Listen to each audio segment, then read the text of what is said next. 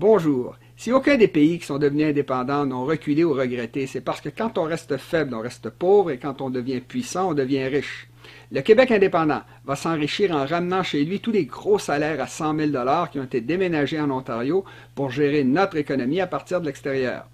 On va économiser des milliards en se débarrassant du gouvernement de trop qu'il y a à Ottawa et en ramenant nos 50 milliards de taxes fédérales à Québec qui va s'enrichir. Ça va être pareil pour Montréal, où nous allons ramener tous les gros salaires qui ont été envoyés à Toronto, où sont désormais basés notre Bourse de Montréal, nos sièges sociaux, nos vols internationaux, etc.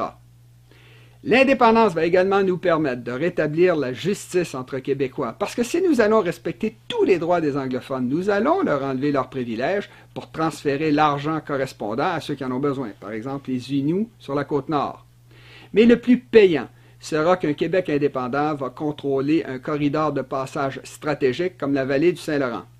La vallée du Saint-Laurent, c'est plat, c'est droit, c'est court et c'est de basse altitude.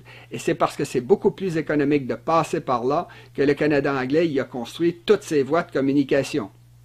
La justice et l'équité voudraient que nos voisins nous paient des droits de passage à chaque fois qu'ils traversent le Québec, en voiture, en autobus, en camion, en train, en bateau, en pipeline, en gazoduc, tout le temps. Ils paient lorsqu'ils passent au canal de Panama ou au canal de Suez, alors ils paieront quand ils passeront chez nous. Au revoir.